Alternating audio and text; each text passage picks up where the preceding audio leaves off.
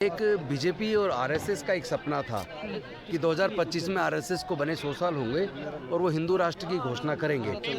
लिया क्योंकि उससे पहले मनुस्मृति में किसको पढ़ने का अधिकार है, किसको व्यापार करने का अधिकार है, किसको संपत्ति का अधिकार है, किसको शस्त्र धारण करने का अधिकार है, किसको कर्मकांड का अधिकार है, वो सारे के सारे अधिकार 4 वर्ण में से 3 वर्ण को दे दिए।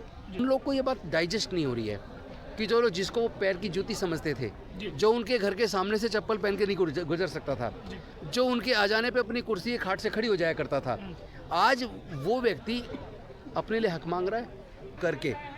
और या जो गरीब है, किसी भी जाति का जो गरीब है वो भी दलित है, उन सब के न्याय की लड़ाई को तेज़ करने के लिए, मजबूत करने के लिए और संवैधानिक मूल्यों को जन जन तक पहुँचाने के लिए कि क्यों संविधान जरूरी है, क्यों उसकी रक्षा जरूरी है।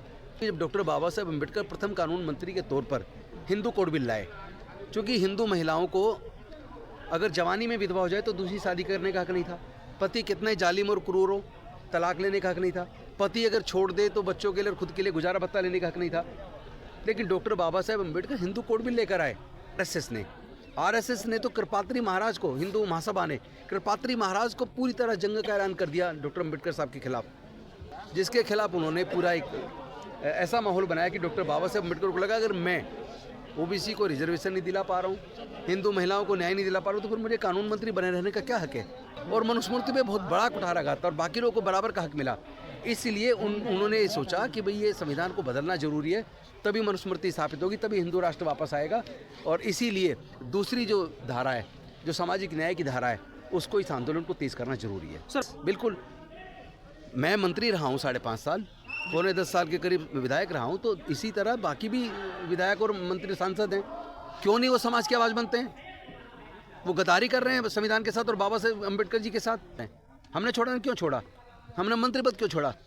जब हमने 22 प्रतिज्ञाएं दोहराई, 10,000 से ज़्यादा 12,000 लोगों के साथ बौद्ध धर्म की दीक्षा दी, तो हमें अरविंद केजरीवाल जी ने कहा कि भाई या तो तुम अम्बेडकरी मिशन और बुद्धिज्म चलाओ या मंत्री रहो। हमने कहा ठीक है, हम मिशन चलाएंगे, हम इस्तीफा दे रहे हैं। हमने देखिए, संविधान सुरक्षा सम्मेलन इसलिए किया है क्योंकि पूरे देश में हम देख रहे हैं कि एक बीजेपी और आरएसएस का एक सपना था कि 2025 में आरएसएस को बने 100 साल होंगे और वो हिंदू राष्ट्र की घोषणा करेंगे। और उन्होंने एक संविधान भी बना के रखा हुआ था, क्योंकि वो आपने देखा होगा चुनाव से पहले, लोकसभा के चुनाव से पहले वो लोग एक नारा बार बार दे रहे थे कि 100 अब की बार 100 के पार, क्योंकि वो कहते थे कि हमें संविधान बदलना है।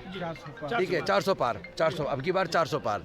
400 पार किस लिए और संविधान बदलने का आप सोच ही क्यों रहे। वो संविधान जिसने पूरे देश में तमाम जाति, तमाम धर्म, तमाम भाषा, क्षेत्र, सारी बाउंड्री तोड़ के सबको समान रूप से आगे बढ़ने का रास्ता बनाया। और उस संविधान ने जिसने मनुस्मृति का स्थान लिया, क्योंकि उससे पहले मनुस्मृति में किसको पढ़ने का अधिकार है, किसको व्यापार करने का अधिकार है, किसको संपत्ति का अधिकार है, किसको शस्त्र धारण करने का अधिकार है, किसको कर्मकांड का अधिकार है, वो सारे के सारे अधिकार 4 वर्ण में से 3 वर्ण को दे दिए। और जो चौथा वर्ण शूद्र और उस वर्ण से भी बाहर, जिसे पंचम बोलते थे या अनटचेबल, अछूत, उसको तो जमीन के नीचे दबा दिया नींव में। उस 4 मंजिला इमारत की नींव को और पहला माला यानी शूद्र, जिसमें अति पिछड़ा और पिछड़ा वर्ग आता है, उनको ना पढ़ने का अधिकार था, ना संपत्ति का, ना व्यापार का, जिसकी वजह से वो लोग सत्ता से, संपत्ति से, व्यापार से, धन दौलत से, सभी से वंचित हो गए।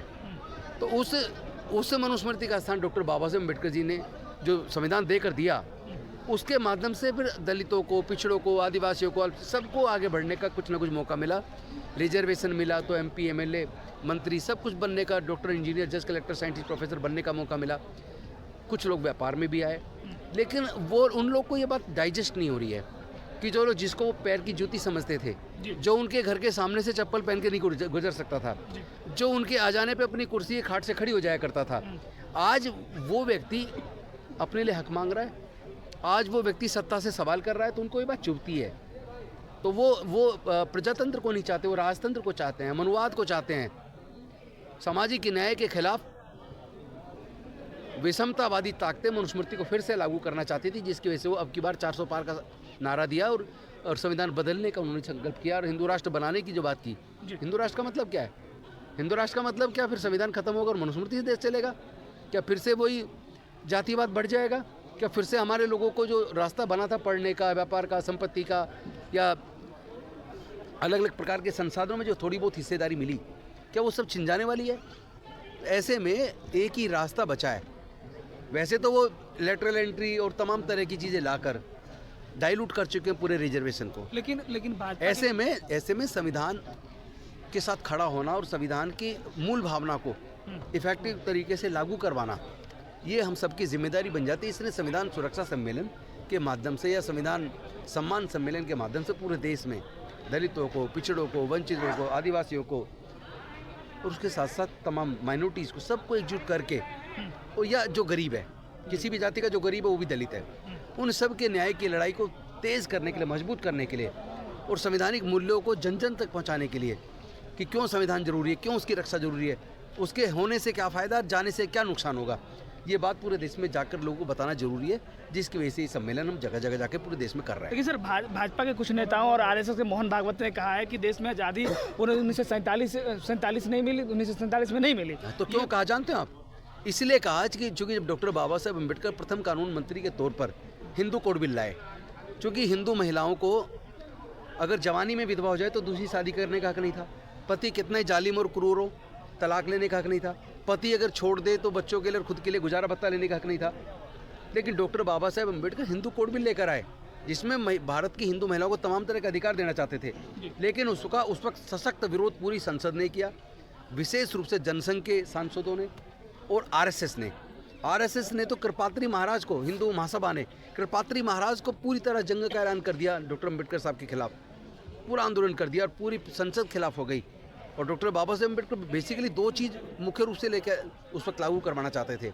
एक, आर्टिकल 340 में जो ओबीसी को भी रिजर्वेशन मिले, जिसके लिए पूरी संसद ने कहा नहीं, उसके लिए पहले कमीशन बिठाओ, पूरा स्टडी होगा, रिपोर्ट आएगी तब उसको देंगे। और दूसरा, हिंदू कोड बिल की हिंदू महिलाओं को भी बाकी लोगों के बराबर अधिकार मिले, जिसके खिलाफ उन्होंने पूरा एक ऐसा माहौल बनाया कि डॉक्टर बाबा साहेब अम्बेडकर को लगा अगर मैं ओबीसी को रिजर्वेशन नहीं दिला पा रहा हूँ, हिंदू महिलाओं को न्याय नहीं दिला पा रहा हूँ, तो फिर मुझे कानून मंत्री बने रहने का क्या हक है। उन्होंने फिर कानून मंत्री के पद से त्यागपत्र दे दिया, इसको ठोकर मार दी और सामाजिक न्याय की लड़ाई को इतना तेज़ किया, जब 52 में दोबारा चुनाव हुआ, जवाहरलाल नेहरू जीत के आए, फिर उन पर प्रेशर बनाया और उसको लागू करवाया। और उसके बाद हिंदू महिलाओं को तलाक का अधिकार भी मिला, गुजारा भत्ते का अधिकार भी मिला, दूसरी शादी करने का भी अधिकार मिला और संपत्ति में भी हक मिला। सर, ये मानते हैं कि बाबा साहब ने जो कहा, एक मिनट, जो आपका सवाल था उसका जवाब दे रहा हूँ। चूँकि वो हिंदू कोड बिल 4 टुकड़ों में बट के लागू हो गया और मनुस्मृति पे बहुत बड़ा कुठारा था और बाकी लोगों को बराबर का हक मिला, इसलिए उन्होंने सोचा कि भाई ये संविधान को बदलना जरूरी है, तभी मनुस्मृति स्थापित होगी, तभी हिंदू राष्ट्र वापस आएगा। और इसीलिए दूसरी जो धारा है, जो सामाजिक न्याय की धारा है, उसको इस आंदोलन को तेज करना जरूरी है। सर, बाबा साहब ने जो कहा था कि ये संविधान बना रहा हूँ, अगर इसको चलाने वाले लोग सही होंगे तो ये सही साबित होगा, न तो लोग चलाने वाले गलत होंगे तो ये गलत साबित होगा। ये मानते हैं आप? यस, बिल्कुल। मैं मंत्री रहा हूँ 5.5 साल, पौने 10 साल के करीब विधायक रहा हूँ, तो इसी तरह बाकी भी विधायक और मंत्री सांसद हैं, क्यों नहीं वो समाज की आवाज़ बनते हैं? वो गद्दारी कर रहे हैं संविधान के साथ और बाबा साहेब अम्बेडकर जी के साथ, समाज के साथ गद्दारी कर रहे हैं। और ऊपर से अगर वो मजबूत हों तो फिर संविधान को इफेक्टिव तरीके से लागू करेंगे, उनकी नीयत अगर ठीक हो तो संविधान की जो असली भावना वो लागू हो पाएगी। अभी तो ये चूँकि उनकी नीयत ठीक नहीं है, इसलिए बाबा साहब ने कहा था कि संविधान 131 सांसद तो हैं, 131 सांसद हैं, उसमें कितने लोग हैं जो समाज के प्रति वफादार हैं, कितने लोग हैं जो अपनी पार्टी की गुलामी के बजाय समाज के मुद्दों को उठाते हैं, कितने लोग हैं जो अगर समाज का हक ना मिले तो अपना मंत्री पद और विधायक और वो सब कुछ छोड़ने को तैयार हैं।